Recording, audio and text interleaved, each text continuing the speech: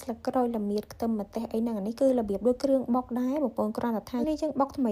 អញ្ចឹងក្លិនគឺឡើងឈ្ងុយល្អហ្មងយកទៅដុតមាន់ហ្នឹងគឺថាជះក្លិនសាហាវបន្ទាប់មកយើងសម្អាតមាន់ឲ្យស្អាតមាន់នេះយើងវះវាតិចអញ្ចឹងហើយយើងប្រឡាក់គ្រឿងប្រេងខ្យងយើងប្រើ2ស្លាបព្រាបាយទឹកស៊ីអ៊ីវ1ស្លាបព្រាបាយស៊ីអ៊ីវខាប់1ស្លាបព្រាបាយម្សៅស៊ុប1ស្លាបព្រាកាហ្វេប៊ីចេងតែជាមួយនឹងស្ករ2ស្លាបព្រាកាហ្វេហើយមាន់មួយនេះគឺ1គីឡូគត់ហ្មងណាបងប្អូនដាក់គ្រឿងក្រូចចូលឲ្យប្រឡាក់មាន់នឹងសិនប្រឡាក់ឲ្យចូលជាតិសព្វល្អទាំងក្នុងពោះមាន់អីហើយចាំយើងដួសគ្រឿងដែលយើងបានបុកឲ្យស្រាប់នឹងប្រឡាក់ជាមួយមាន់របស់យើងបន្តទៀតប្រឡាក់គ្រឿងប្រហែលជាខ្ទង់5នាទីទៅ10នាទីហើយគ្រឿងដែលនៅសល់ហ្នឹងយើងយកដាក់ក្នុងពោះវាដើម្បីឲ្យកាត់ក្លិនកាត់អីអញ្ចឹងទៅហើយមាន់ហ្នឹងយើងផ្អាប់ទុកចោលប្រហែលជាខ្ទង់10ទៅ15នាទីសិនចាំបងប្អូនរៀបចំដុតសម្រាប់ការដុតគឺរបៀបដូចយើងដុតមាន់ធម្មតាអញ្ចឹងបងប្អូនផ្នែកបាតយើងទ្រាប់គល់ស្លឹកគ្រៃមកដាក់មាន់ពីលើចាក់ប្រេងឆារៀងច្រើនបន្តិចហើយយើងគ្របគម្របបើកភ្លើងកណ្ដាលបានហើយសម្រាប់ការដុតនេះប្រហែលជាខ្ទង់40ទៅ45នាទីបងប្អូនមកឆ្អិនហ្មងហើយពេលដុតយើងអាសាប្រែវាចុះឡើងទៅដើម្បីកុំឲ្យវាខ្លាយហើយសបល់ហ្នឹងឲ្យវាបានស្អាតទាំងសងខាងទាំងអស់ហើយមាន់ដុតនេះគឺត្រូវជាមួយទឹកត្រីកោះកុំបងប្អូននិយាយទៅគឺត្រូវខ្លាំង